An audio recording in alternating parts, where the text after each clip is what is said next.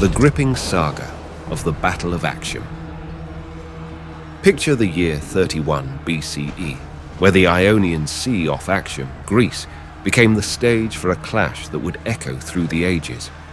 In the heart of this conflict stood Octavian Caesar, a man destined for greatness, and his adversaries, the formidable Mark Antony and the legendary Cleopatra VII of Egypt.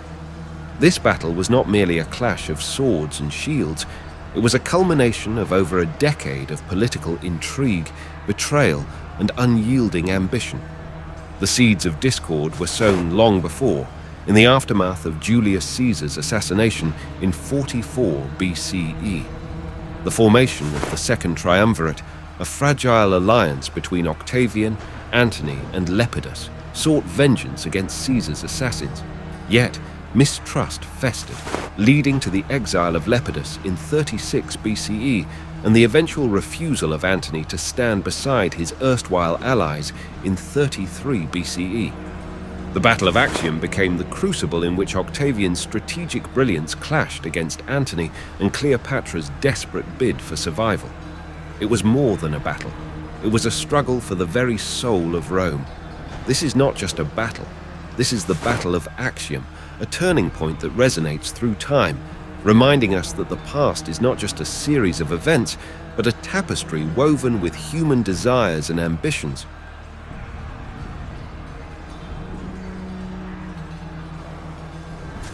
The intricate web of alliances and power struggles within the Roman Republic reached a critical juncture in 37 BC, when the Second Triumvirate, comprising Octavian, Mark Antony, and Lepidus, was renewed in Tarentum.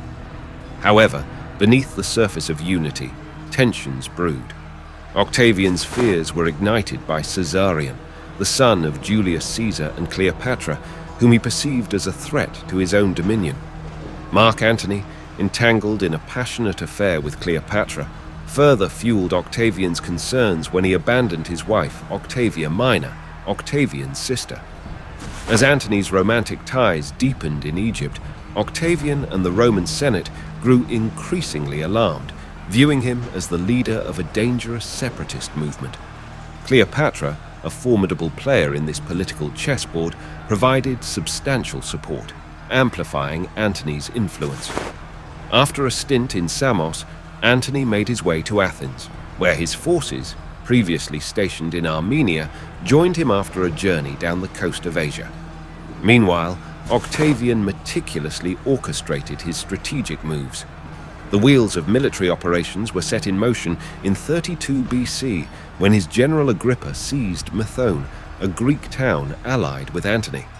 Octavian's cunning extended to the careful dissemination of information, including Antony's will, revealing his deep alliance with Cleopatra. This revelation stoked public outrage in Rome and paved the way for Octavian's calculated political maneuvers. With strategic finesse, Octavian leveraged public sentiment and successfully deposed Antony from the consulship of 31 BC. Simultaneously, he procured a proclamation of war against Cleopatra, a move that effectively stripped Antony of any remaining legal authority. The Senate's declaration signaled a pivotal moment, marking the beginning of a conflict that would reshape the course of history.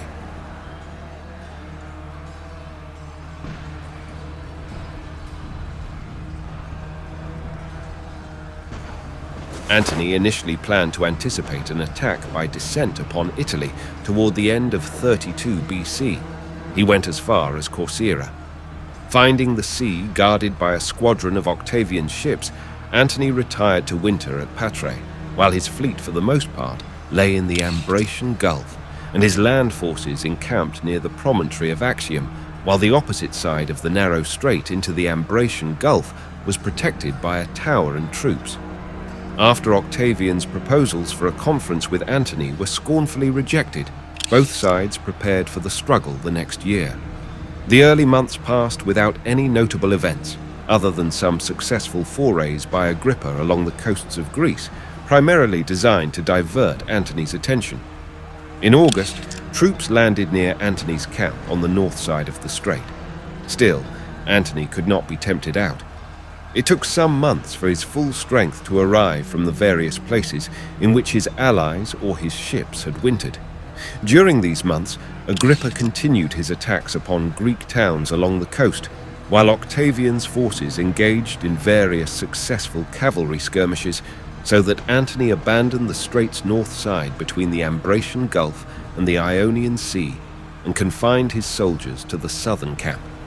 Cleopatra now advised that garrisons be put into strong towns and that the main fleet return to Alexandria. The large contingent furnished by Egypt gave her advice as much weight as her personal influence over Antony, and it appears that this movement was agreed to. Octavian learned of this and debated how to prevent it. At first of a mind to let Antony sail and then attack him, he was prevailed upon by Agrippa to give battle. On the 1st of September, he addressed his fleet, preparing them for battle. The next day was wet, and the sea was rough.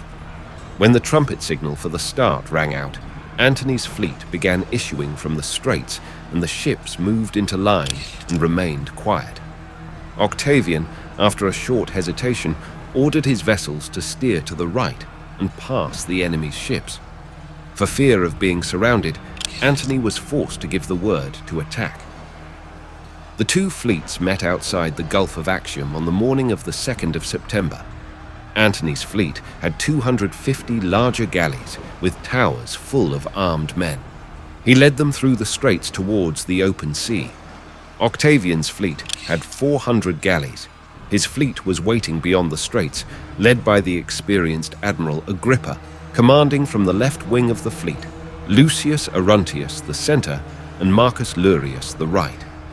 Titus Statilius Taurus commanded Octavian's armies and observed the battle from shore to the north of the straits.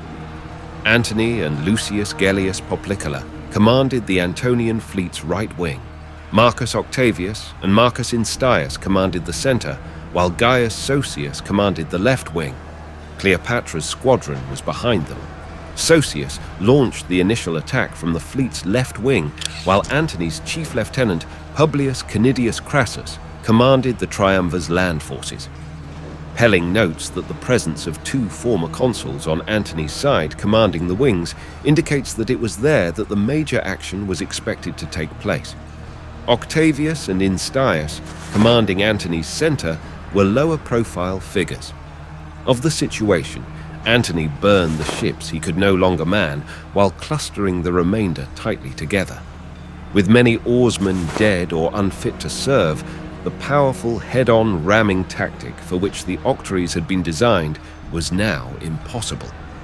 Antony transferred to a smaller vessel with his flag and managed to escape, taking a few ships with him as an escort to help break through Octavian's lines. Those left behind were captured or sunk. J.M. Carter gives a differing account of the battle. He postulates that Antony knew he was surrounded and had nowhere to run. To turn this to his advantage, he gathered his ships around him in a quasi-horseshoe formation, staying close to the shore for safety. Then, should Octavian's ships approach his, the sea would push them into the shore. Antony foresaw that he would not be able to defeat Octavian's forces, so he and Cleopatra stayed in the rear of the formation. Eventually, Antony sent the ships on the northern part of the formation to attack. He had them move out to the north, spreading out Octavian's ships, which until this point were tightly arranged.